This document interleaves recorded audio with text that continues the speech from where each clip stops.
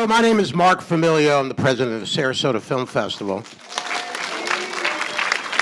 And this is our closing night film. We're honored and blessed and really thankful that Steve Buscemi has decided to grace us with this film, and Ren Arthur, the producer, who we love. These are old friends of the festival to which we are forever indebted.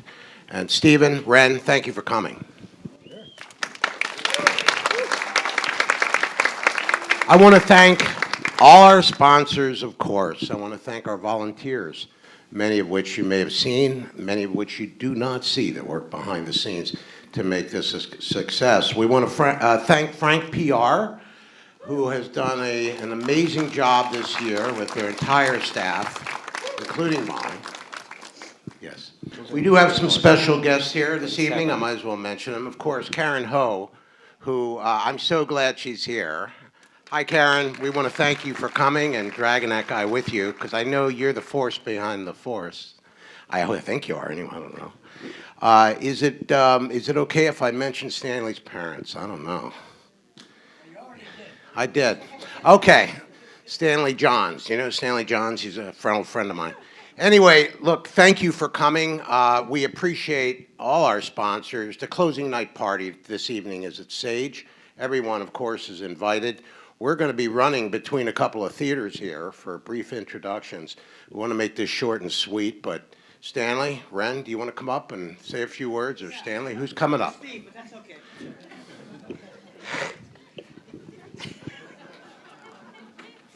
Mark Familio, everybody. Yeah. 2 nights only, yeah. And I've been calling him Steven for the last few days. And That's of course, my his name. is Steve. No, Stephen's okay. It is okay? Yeah. You told me it wasn't okay. How about that guy last night with the Buscemi thing? Well, that was weird. That was a little weird. Anyway,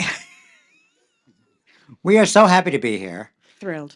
We are we comprise of Olive Productions. Compromise. We're compromised. We used to come to this festival years ago with Stanley Tucci, and the senior Tuccis are here, and we're very happy and Somewhere. proud that they're here, They're up here Stan and somewhere. John. And this festival was really important for us because this is where we started with, raising awareness and financing for Olive Productions. And we had a lot of help from Jim Schumacher and Joe Farrell. What do you guys Are play? here? The Farrells and the Schumachers. And we love Sarasota because you guys really support the arts and independent film. And we're so happy and honored that this is our closing film, The Listener. I'm not going to tell you a lot about it because you'll just see. I'm a little worried these seats, you look a little bit too relaxed. Make sure you pay attention. All right, Ren? Just we're thrilled to be here, and this film was made in 6 days, and it's a labor of love, and it's a beautiful message that we're all connected and we all need to be heard. And Tessa Thompson is a dream, and Steve directed it beautifully, and we had an amazing time making it. And thank you so much for having us here, Mark, and everybody Love in having the you festival, and we're just thrilled to be here. Thank you so Ren. much. Good evening. Thank you guys so much for coming out this evening, and thank you for coming to this film. My name is David Fear. I'm a senior film critic at Rolling Stone. I could not be more psyched to be here, and I could not be more excited to welcome to the stage the man of the hour, Steve Buscemi.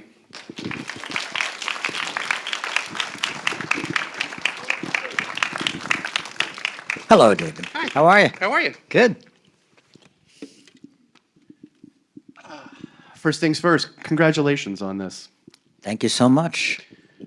I've got a bunch of questions to ask you about this, but before we get into that, I'm going to indulge me as I take a little trip down memory lane with you here. I know if people know anything about your backstory, they tend to be like, oh, well, he was a fireman at one point, and then he was dabbling in stand-up comedy, and then suddenly he became an actor, and then he became famous, and he was great. That's it in the nutshell. Yeah, exactly. It's not like it's not true. But I think what people sometimes forget is that your formative years in the performing arts are happening at a moment in New York, in downtown New York, which is incredibly, this really fertile period of creativity burbling up from the underground. I mean, to the point where it's become very romanticized, that late 70s, early to mid 80s Lower East Side scene.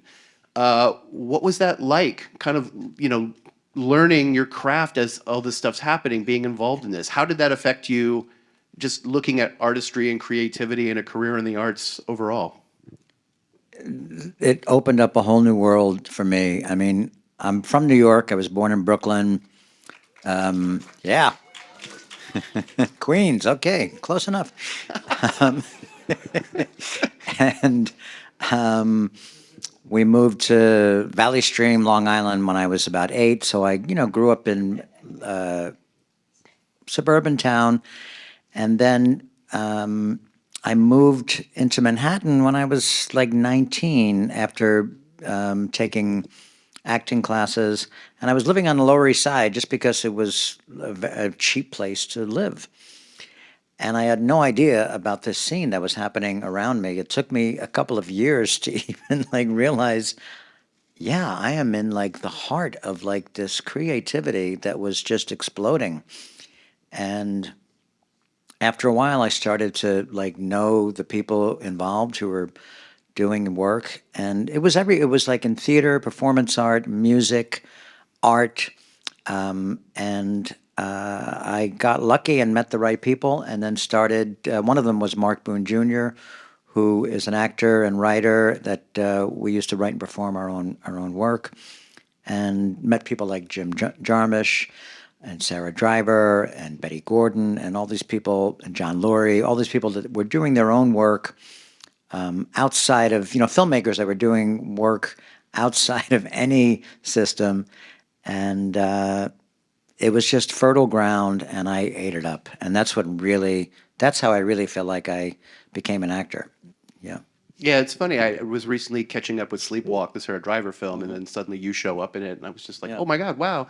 The same with like Mark Boone and Variety. Yeah, Where absolutely. you look at it and you're like, oh my God, they were all doing this stuff like as Yeah. all this stuff's happening around them. And at the same time, you had the Wooster Group that was doing great work, and I was lucky enough to work with them, and Richard Foreman, and John Jezerin, who was a playwright. They're doing a tribute to the Pyramid Club. I don't know if you ever did. You ever? Yeah, I've this heard of it, was yeah. this was a place on Avenue A on the Lower East Side that was again just fertile ground for people who were just doing their own thing, and it was pretty amazing.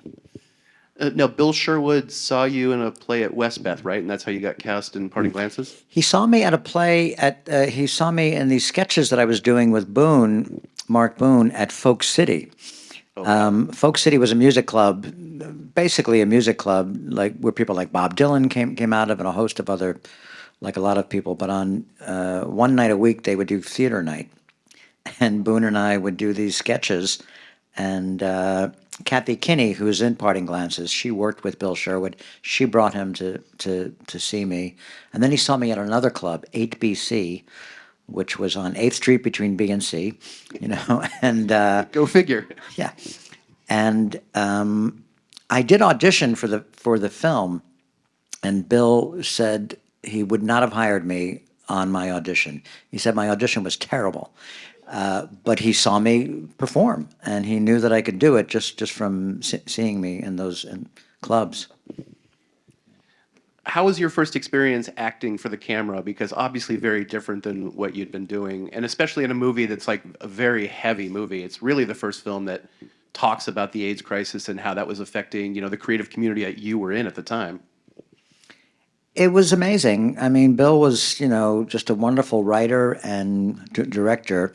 But I had been doing some film before then. I was, I would get this newspaper, The Backstage, and look. This is when I'd be in the firehouse looking at looking at the paper, and seeing all these students who were making films at NYU, and I would send my picture and very thin resume, and sometimes would get cast in like a short film. And there was another filmmaker, Eric Mitchell, who made a film before that was the first film I made, the first feature, shot in black and white. There was no script, and we shot it without sound. We had to dub in all the dialogue later, and I thought, I guess this is how you make movies, There was no schedule either. Like, Eric would come to my place and yell up at my apartment, "Steve, we're shooting today." I'm like, okay. And that was just what it was like. Yeah. Yeah. That's how you make movies if you're Beth B. and Amos Poe and Eric Mitchell. Yeah, exactly. Absolutely, yeah. So, so you do Parting Glances. This gets you, a steady work, it seems. Small parts here and there, little bits of TV. And then 1992 rolls around, and you get this great 1-2 punch of In the Soup and Reservoir Dogs. Both premiere at Sundance. Both, up your profile substantially. I'm imagining suddenly, not overnight, but you go from a guy that's going to anonymously walk around Brooklyn on the Lower East Side, and people start recognizing you. How was it? How did this change things for you? How did this change things professionally and personally for you? It was amazing. In the Soup actually won the jury prize at Sundance that year. Reservoir Dogs got shut out, and I think it was Reservoir Dogs that put my, a name to my face. Before that, people would sometimes, they really didn't know who I was. Oh, that guy who was he the bellhop in Barton Fink? Is that that guy? And then Reservoir Dogs had that great opening sequence where he had our names under our, characters in the very beginning. And that was that was really what got the ball rolling as far as getting other parts. Yeah. I was lucky enough to interview one of your fellow Reservoir Dogs a few years ago, and the movie came up and we were talking about it, and he goes, "I'm just thankful that I wasn't Mr. Pink." And I went, "What are you talking about? It's a great role. It's so well written. It's it's arguably like the cult of personality role in that film. It's kind of designed to make you go through the stratosphere." And he goes, "Think about the monologue about tipping. Can you imagine going into a restaurant if you've played that character and what the waiters are thinking about doing to your meal?" Oh, I never thought about what they would do to my meal. Wow. I guess I'm lucky I'm still alive. That's really kind of your first brush with fame. How's your relationship been with fame since that first blush to now? I don't know. I don't know how to think about it. It's just something. It happens. And I'm grateful because it leads to other, work. I remember auditioning for a film and asking the casting director. I was reading for a part, and I said, "Well, what about this part, the lead part?" And she said, "Oh, no, they're going to cast a name." And that was the first time I ever heard that. I go, a name. I've got to become a name, And but it's true. I started to then think about, oh, I guess it was that, and then also learning that, try to get parts where your character doesn't get killed off too early in the film, and to get parts where your character is actually important to the story, because it's so easy to get cut out of films. I just talked about this on Stephen Colbert show, that I was cut out of 3 films in the space of a year. One by Stephen Frears, one by Gus Van Sant, and one by Woody Allen. These were 3 big directors that I was so excited to work with, and I was just cut out of all of them. I've heard that you started looking at scripts to see how long your character lasted, given that so many of them do not necessarily meet. Yeah, I used to just thumb through it and see what page I would get killed. Not a question of if. How long does he last? Yeah.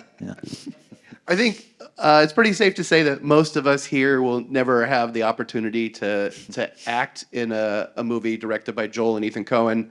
You've done it 5 times now. What's it like being on those sets? How are they as directors? How have you managed to kind of mesh with the very particular worldview that they have enough that they keep bringing you back? I mean, their writing is so specific. And again, I felt like my training, from working especially with John Jezerin, he was a playwright that he wrote, the dialogue was performed really, really fast. There were a lot of non sequiturs. So you really had to be at the top of your game to do one of his pieces. And so when I auditioned for Miller's Crossing, it was 5 pages of dialogue, and it was mostly the character that I was, playing. and I just did it as fast as I could, but as clearly as I could. Like it was, and they just were laughing. And then I didn't hear from them for like a couple of months, and then I came back and I auditioned again, and they said, "Well, you still say it the fastest," and and so I was hired, and that was the beginning. The rest is history. Yeah, but I love those guys because they really, they're brothers, and they really kind of complement each other, which is surprising. I don't know, like there was no like, there didn't appear to be any sibling rivalry or competitiveness. They just really kind of operated as a unit, and it was so much fun. I don't know if you've thought about this at all. I was lucky enough to get to see a very early screening of The Big Lebowski, and I knew immediately why I loved it. I was kind of surprised when, a year later, there's an actual cult behind it, and that cult seems to keep growing and growing and growing every year. What do you think is, like, why do you think this film has struck such a particular chord with But people? it took longer than a year. No, it did. I mean, this movie came out after Fargo. Like the one where they broke into like the mainstream, right? They were nominated, and this was their follow-up film. And I think people were sort of like confounded by it, and I thought, wow, that was fun. It was, I guess that was, one that didn't do as well as Fargo, but that's okay. And I swear to God, it took like 3 to 5 years where people would stop me on the street and then say, Big Lebowski. I've seen it like 5 times, and then another few years, people would say, I've seen it 10 times. And then it got to the point where I knew who the people were that would come up to me, and I would just go, Big Lebowski, and they go, "Wow, yeah, I love that film." Yeah, Is the bathrobe and the White Russian they were holding, I imagine, was a dead giveaway, right? yeah, that did give it away. Yeah, You had been kind of flirting with the idea of directing stuff pretty early on. I know you had done a short film around 92, 93.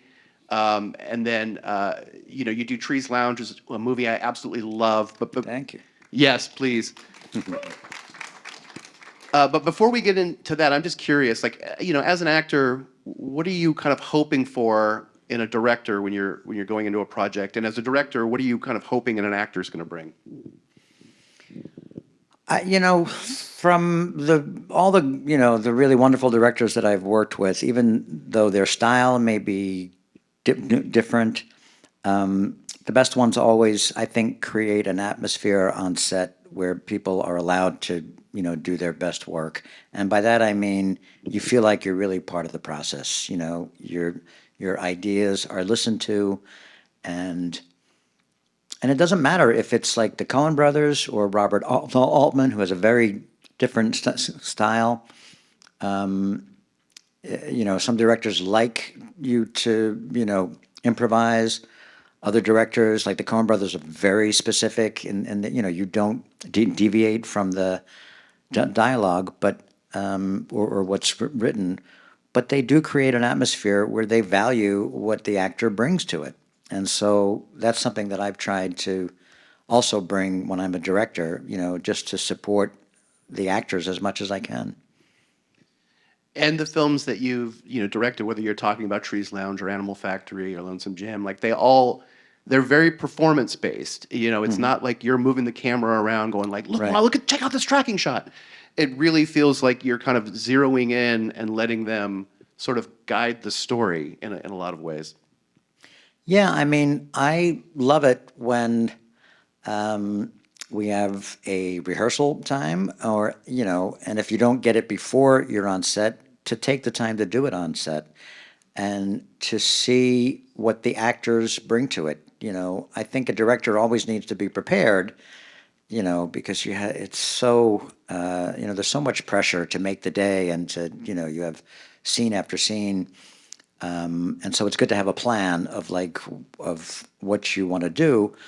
But the actors might have an idea that that you didn't think of, and that might inform everything. So for me, and especially on the listener, where it's one character, I really wanted Tessa to, sort of be the motivator of where she is in those rooms. I mean, we planned it out before she ever got to set because we didn't have her much for rehearsals. So I wanted to have a backup plan and say, okay, this is what we were thinking, but what are you thinking? And oftentimes she, just sort of, we just followed her lead. And when she wasn't sure, I said, well, here's what we were thinking. And it was a collaboration. Yeah. So Trees Lounge, you're going back to your hometown in Long Island, and you're filming a story about a guy who drives an ice cream truck, which I think you did at one point, correct? I did. I drove an ice cream, the exact ice cream truck. I mean, it was exact. It looked exactly the same. Yeah, in the neighborhood that I had my route. Yeah. Right. And so you're coming back to do this story about a guy who never leaves his hometown and kind of gets stuck in a rut while it's there. What was that experience like? I mean, really, this is kind of a what-if scenario of the highest order. Yeah, the whole premise of that movie was if I never figured out that I wanted to be an actor or never pursued it, what would I be doing? And I thought, well, before I left Valley Stream, I was working at a gas station. I was driving an ice cream truck, and I hung out in the same bar, like every night. So that became, I just thought, well, what if I did that for like another, like that was my life always? What would that be like? And when I look back on the film, when I think of it, it really was about, like in some ways about mental health. Here was a guy who just wasn't aware of what he was going through, of how depressed he was, and self-medicating himself and just being lost, because he did not, I'm not sure that he had any instinct about what he wanted to do, but in a way he did because he was funny, he joked around, he maybe had in the back of his mind some thoughts of doing stand-up.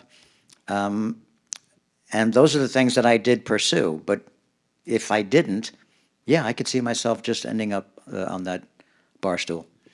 I think that's why, because it's potential. It's the wasted potential of Tommy that I think that's why the last shot still haunts me to this day, where he's now sitting in the old guy's seat, Yeah. slowly becoming the old guy, the new old guy at the bar. And that's a universal feeling. I sometimes think, like, what if I never left the place that I grew up in and decided to kind of strike out and try my hand at doing the things that I wanted to do? What if I was still that guy sitting at the bar that I hung out at in my 20s, just wondering when life was going to hand me something? And for me, it's a hopeful ending, even though my character is just sitting at the bar. But it's the first time in the film that you get an inkling that this guy is thinking about where he is. Like maybe there's another path. You don't see him act on it. You don't see him do anything except he usually has a shot of wild turkey, but he doesn't. He has a beer. And for me, that was enough. It's that little, like just, germ of, hope that, okay, maybe he'll figure it out. It may take some time, but if you don't have self-awareness, then it makes it that much harder to know your direction. I love that you do read that as a happy ending. I feel like that's the glass. Hopeful. I don't know. Happy. Oh, yeah, sorry. let's not go that far. But it is kind of a glass of whiskey half full version of that, as Yes, opposed there to you a go. glass of whiskey half Yeah, empty. Yeah. I think, if everybody here who are Soprano fans, and we are Legion, sort of knows you as the other Tony and that arc that you had. Sorry he never got to be the masseuse that he wanted to be. Again, self-destructive guy Again. who he could have had it, but I think he was just, fear. And, in the end, fear got him of really striking out on his own. Yeah, and old habits die hard, obviously. Yeah. But even if you had never done that arc, you would be famous amongst us Soprano heads. I guess that's what we call us, the fans, for doing what I think, and I hope this doesn't embarrass you if I say this, the single greatest episode of TV of the 21st century, The Waiting for Godot of HBO, Pine Barrens. How did you get that job directing that episode, and did you realize as you were doing it that you were kind of crafting something that was going to be extraordinary, even in the context of that show? Well, David Chase was a fan of Trees Lounge, and he wanted me to direct in the first season, and I wasn't available the first season, the second season. Finally got to do it in the third season, and by then I had such fear because I had loved the show. I watched it for 2 seasons, and then I'm suddenly, thrust into it and directing. My first day was directing Jimmy Gandolfini and just being like, I don't know what to say to him, like just be Tony, like I don't know, and but the script was written by Terry Winter, who went on to do Boardwalk Empire. The the idea for the story came from Tim Van Patten, who was a director on The Sopranos. I don't know how he didn't direct that episode. It just fell to me, and because I think any one of those directors who had been doing those shows, like Tim, Alan Coulter, Alan Taylor, John Patterson, It was a deep bench. any of them would have knocked it out of the park. So, and I've said this so many times, when I got the script and I read it, I just said to myself, don't fuck this up. Don't get in the way of it. It's so brilliantly written. Just execute what's on the page. And of course the actors are amazing on that show. And look, there are so many great episodes of The Sopranos. That one, I think part of why it's so memorable is because it's taken out of their world, and so I mean, I was lucky that it came to me, and I'm grateful I didn't fuck it up. Yeah. Here, here. You brought up Boardwalk Empire, and you had played arcs in TV shows before, recurring characters and whatnot. But like Nucky Thompson was a character that you lived with and played for 5 seasons. What was it like being able to kind of stay with that character, this one character, for such a long time, and kind of go through the evolutions and arcs that he got to go through over those 5 seasons? It was amazing because I had never done that before. I only lasted 1 season on The Sopranos. Sorry if you haven't seen it. Spoiler alert. And it was really fun. He was a great character, and in the beginning, he was such an outgoing guy and charming and liked to be among the public. And as the show went on, as the show got darker and darker, like so did Nucky, and he withdrew. There were a few attempts on his life, and he was afraid to be out. And he sort of, it got harder and harder to play because it was such a, he became such a dark character. And when you learn more about his history of like what he did in the past and what he was capable of and what he became, it was a challenge. Yeah. And I know you've talked about too there being a kind of pivotal moment while doing that show where you had to sort of execute a character in cold blood, and that by the time you had gone around to that, and this is after I think a 20-year career at that point of being either a perpetrator of violence or meeting a violent end, and then finally getting to the point where you're sort of like, yeah, my relationship with screen violence is kind of starting to change. How that was the moment where you're like, I need to start looking at these other things that I could possibly do that doesn't involve somebody getting a bullet to the head.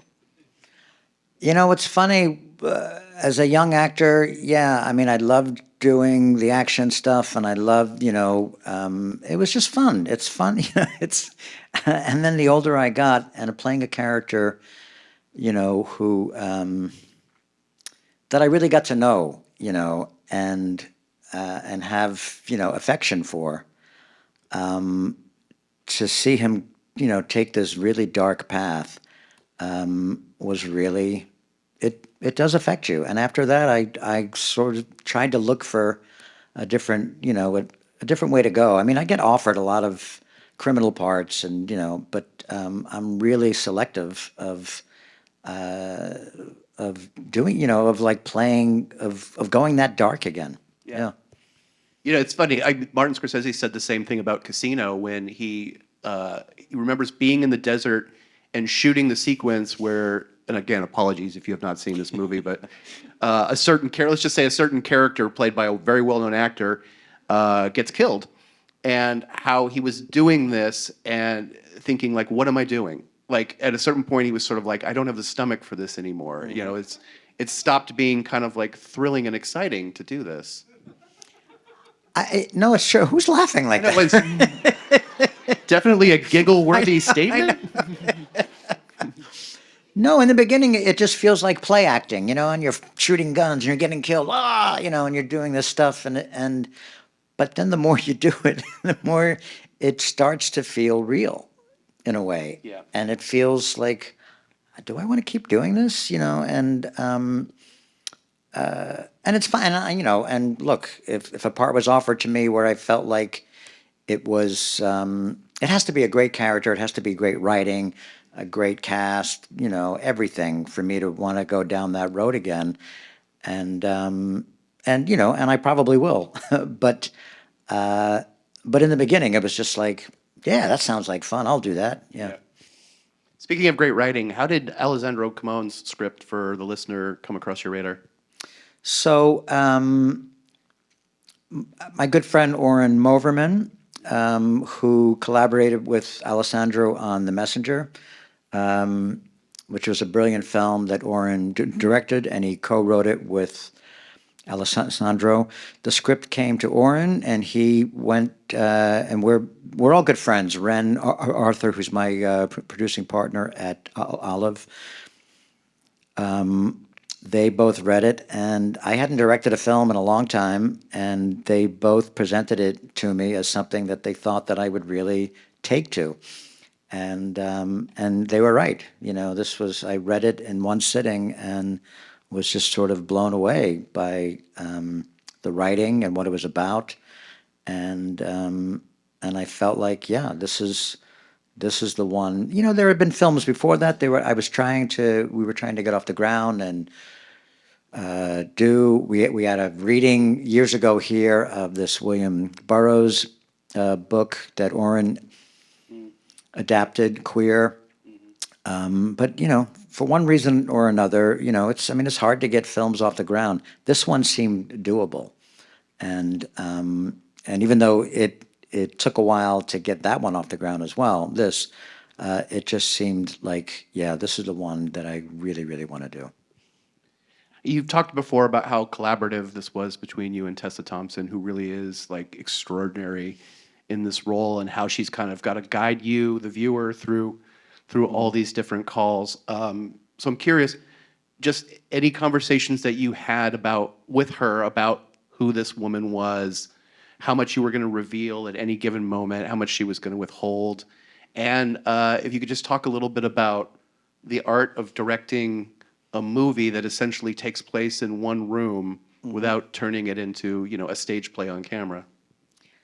So Tessa was the first person that we thought of for this role. We just all agreed that she'd be, the one to do it. And she was the first actor that we sent it to, and she said yes. I didn't meet her until we were, just like about a few days before we were filming. But we did these Zooms, and just the way that she talked about the character, and and Alessandro, his script is so well written that you could see who this character was, and that and Tessa really got it, and she talked about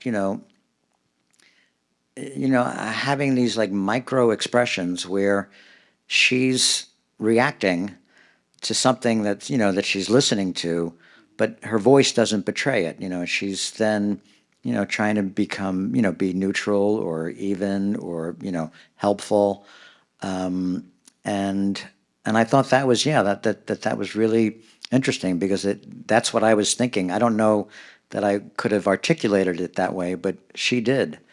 And then she said, the part was written for that she had a cat, and she had her own dog in the background, of the zooms, and said, "Do we really need a cat? What if it's my dog?" And Part in this for my dog? so we cast her dog, and but so besides having an amazing cast and an amazing dog in the film, we had an amazing location because when I read the script, I could tell that the location itself was going to be a character in the film. And when we only had 6 days to shoot this film because she was on hiatus from Westworld. So we had to shoot it in LA, which I was fine with. And we were looking at different houses. But it's weird when you go to somebody's house, you have to sort of, unless they agree that you can take out all their furniture and bring in new stuff, you kind of have to work with what's there. And we looked at a few places, and there's one place I liked. It wasn't quite right, but I went, well, this is the best place so far. And the guy who owned it said, oh, yeah, and the actors, and you could put equipment in this back house that I have. And I went, oh, you have a back house? He goes, yeah, it's totally empty. And I looked at that, and it was perfect. It was just, it was probably too small for usually like a DP or somebody would want like more room to work with. But we all agreed that this was the place, and because it was totally empty, we brought in everything, every stitch of furniture, all the artwork, everything. So we were able to create a world where you got clues to her character without her having to reveal anything, because she doesn't reveal her story until late in the film. So that was, for me, the location was big, because as you say, you don't want to, I mean, if this movie took place before the pandemic, I don't know that I could have done it, because they usually work at a call center, and they're like in their chairs and they don't move, But because she worked at home, we purposely found a place that had an outdoor, and that was kind of had this flow where she can go from room to room. And so that was helpful. I mean, Tessa is amazing in this, but I love the fact that, excuse me, I love the fact that even the casting of the people on the other end of that line just works so well. I think that's maybe my favorite Rebecca Hall performance, and you don't even see her. Yeah. Like, just what is she's doing with her voice and those lines, and how she's kind of, you really get a sense of who that character is just by how she's speaking, what she's saying and how she's saying it. And when I brought up Rebecca Hall to her, I think, Oren, maybe he thought of her, and I talked about it with Ren, and so I brought it up to Tessa, and she lit up because I didn't know she had just worked with Rebecca on the film Passing. Right. So Rebecca had directed her. And so they already had this amazing, connection and rapport. So, yeah, it was just every time I see that scene, I just am amazed at what Rebecca was able to do, just without ever seeing her. Yeah, Yeah. yeah. You've said that you called a warm line for Yeah. research as you were kind of trying to figure out how you were going to make this movie. I'm curious, how did that experience of being the person on the other end of that line affect how you went into this project and how you made the film? It was incredibly helpful. And I was, going, Tessa had been calling, like lines, and she was telling me about her experience, and she gave me a number. And I felt weird doing it because I'm like, am I going to make up a story that, just to see how they react? And then one morning I woke up. I have anxiety dreams, like every night anyway. When I'm making a film, they're just like, like intensified. And I woke up from this awful dream, and I was just feeling very, just weird and anxious. And I went, this is a perfect reason to call. I don't have to go into detail, And I just started talking, and lots of personal stuff came up when I was talking to this person. And in 2 minutes, I was like weeping. And it was just so I don't know. It was just I was so moved that I had a person to like share this with, who was very sympathetic and wasn't trying to solve anything for me. Just was there listening, and just offering just sort of gentle compassion, and just stayed with me. And it changed the rest of my day, and it also gave me insight into what this job is. Yeah. I have to say, it's one of the few films that I've seen that really kind of captures that moment in and around the pandemic, like the first sort of 6 months of when that thing hit and no one really knew what was going to happen or how long this was going to last, or what the lockdown was going to do to people psychologically and otherwise. And I think even more than, like, I'm sure there's going to be a number of explicit dramas that recreate the kind of the agony of what everybody went through in hospitals and first responders and all of that. But this is one of those movies where you feel like, oh, it really gets at that sense of isolation, that sense of loneliness, the mental health issues, all of that stuff. And yet this is not the stuff that the pandemic started. This is just stuff that it exacerbated. Yeah, exactly. And I think it brought to the forefront the work that these people do. She is, an essential worker. She's, in many ways a first responder. And that was the other thing that I loved about the writing, that you get a real understanding of what it takes to do this job, and it's a celebration of that work. And I find her story so moving, that she's able to do this job, and then at the end of the film, she makes her own phone calls. The only call that we don't hear who's on the other end, and sort of gets rebuffed. She feels good finally about what she did, because some of the calls you can tell she's like, did I say the right thing? Did I connect? And you could tell at the end she just wants to share that with somebody. Like, that need for connection is just in all of us. And even though she gets not rejected, she just takes it in stride, and it's a beautiful day, and I have my dog, and it's a new day, and it's just the simplicity of it is what really moved me. And of course, Tessa, just she's you're just with her just the whole way. Before we wrap this up, I'm just curious, because you've got this incredibly long and illustrious career that you've done. You've played everybody from hoods to God at this point. You've been a director for almost 30 years now. I'm wondering, in terms of acting and directing, do you get something different out of doing it now than you did when you first started? It's Yeah, I mean, I still love, working with people. Like, one of the reasons, like, I used to do stand up, but I stopped doing it because I didn't like the aloneness of it. I liked when it was going well and you connect with an audience, that's really fun. But I found that I liked working with people, and I still love that. As I get older, it just becomes more of a challenge, because it's getting harder to memorize lines. And I feel like I've spent 40 years on a film set. It's like you get tired, but I don't know what else to do, so I'll keep doing it. Yes, please keep doing it. Thank you so much for being here, and thank Thank you guys you, for David. I sticking around. appreciate it. And thank you for coming. I really appreciate it. Thank you.